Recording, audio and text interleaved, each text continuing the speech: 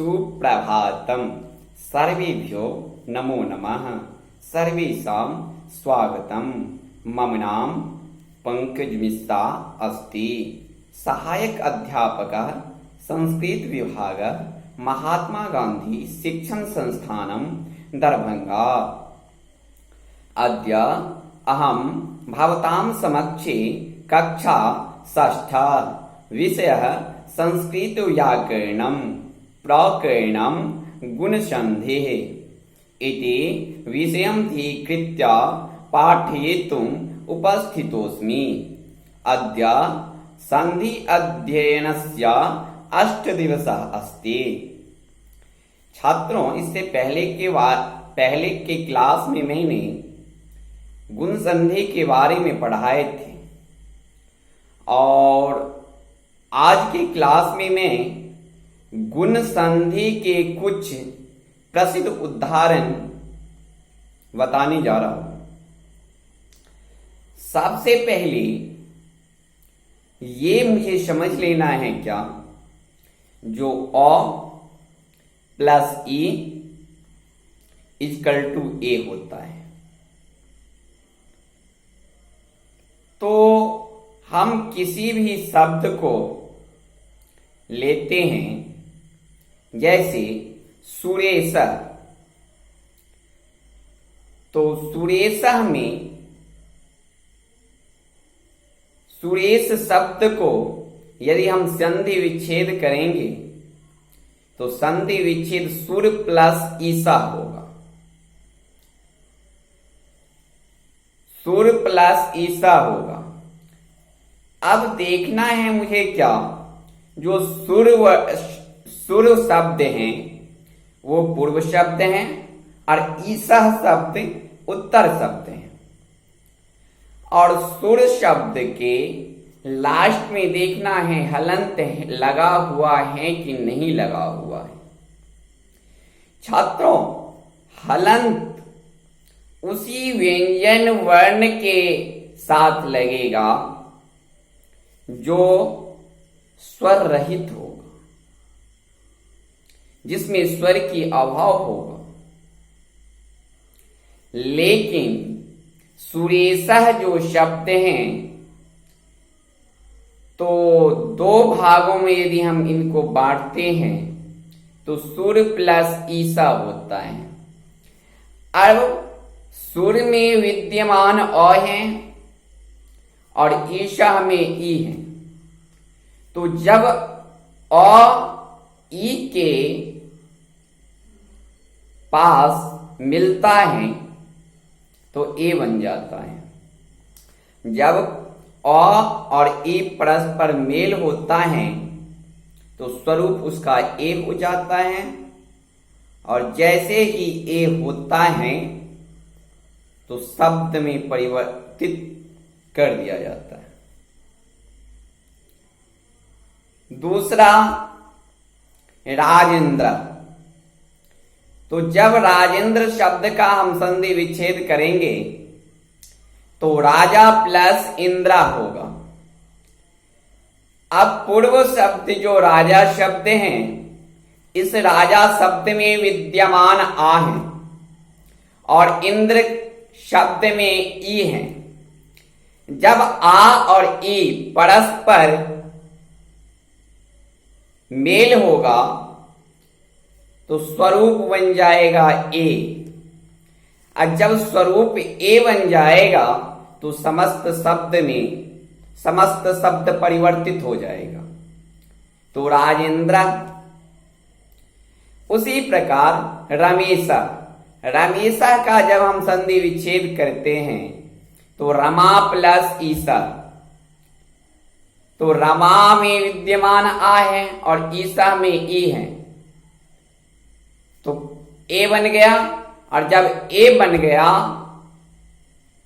तो रमेशा शब्द निर्माण हुआ। चौथा, हम गणेशः लेते हैं, तो गण प्लस ईसा इसका संधि विच्छेद होता है। अब गण में चूंकि विद्यमान अ है और ईसा में ई है, तो गण में जो विद्यमान अ है वो ईसा के ई के साथ गुण हो जाता है, परस्पर दोनों का गुण हो जाता है। तो जब अ और ई का गुण होता है तो ए स्वरूप बनता है। जब ए स्वरूप बनता है तो गणेश शब्द निर्माण होता है।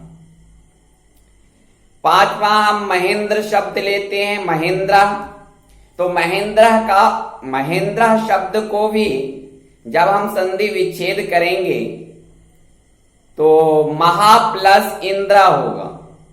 अब महा में विद्यमान आ है और इंद्र शब्द में ई है, और आ और ई का जब गुण होगा तो ए बनेगा, और जब ए बनेगा तो महेंद्र शब्द का निर्माण होगा।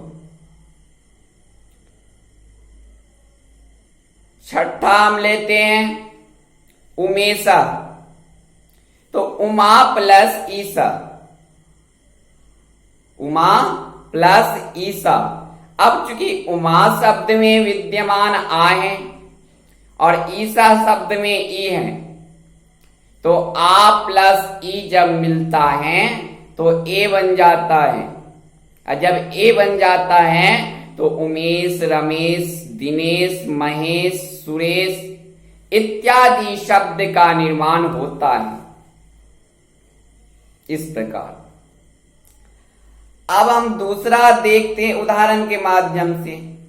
जो गुण संधि में वो जो सूत्र हैं आद गुण अवर्णादचि परे पूर्व पर्योरेका देशस्यात्, पर्योरेका गुण आदेशस्यात्।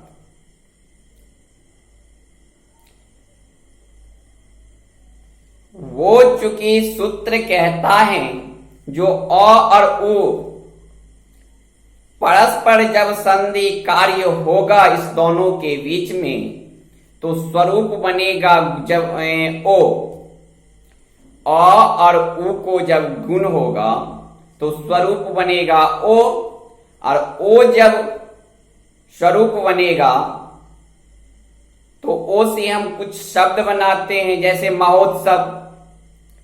महोत्सव का जब हम संधि करेंगे, संधि विच्छेद करेंगे तो महा प्लस उत्सवः, महोत्सव का जब हम संधि विच्छेद करेंगे तो महा प्लस उत्सव।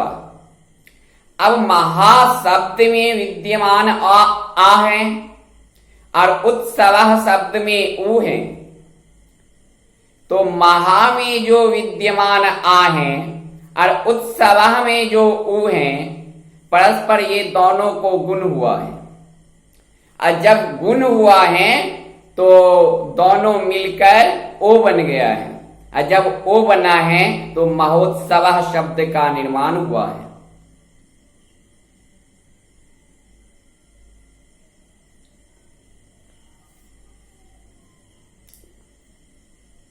दूसरा हम एक शब्द लेते हैं पिनोरु। पिनेरु शब्द है। पिनोरु शब्द का जब हम संधि विच्छेद करेंगे तो पिन प्लस उरु, पिन में भी विद्यमान अ है, उरु में भी उ है, दोनों का गुण हुआ ओ बन गया, तो शब्द का निर्माण हुआ पिनोरु। तीसरा में है गंगोर्मी। गंगा प्लस उर्मी, गंगा में विद्यमान आ है और उर्मी में उ है, आ उ मिलकर के ओ बन गया, जब ओ बन गया तो गंगोर्मी शब्द का निर्माण हुआ। चौथा है सूर्योदय। तो सूर्योदय का जब हम संधि विच्छेद करते हैं तो सूर्य प्लस उदय, सूर्योदय का जब हम संधि विच्छेद करते हैं तो सूर्य प्लस उदय। अब सूर्य में विद्यमान अ है और उदय में उ है, अ उ मिलकर के ओ हो गया, ओ जब हो गया तो फिर सूर्योदय शब्द का निर्माण हुआ। पांचवा है सूर्योष्मा। पांचवा है सूर्योष्मा। तो जब सूर्योष्मा का जब हम संधि विच्छेद करेंगे तो सूर्य प्लस उष्मा होगा, अब सूर्य में विद्यमान अ है और उष्मा शब्द का ओ, दोनों परस्पर गुण कार्य हुआ है। और जब गुण कार्य हुआ है तो ओ स्वरूप बना है, और ओ स्वरूप बनने के बाद सूर्योष्मा शब्द का निर्माण हुआ है। धन्यवाद छात्रों, आज का क्लास में मैं यही समापन करता हूं। नेक्स्ट क्लास में हम विशेष गुण संधि के बारे में और पढ़ेंगे।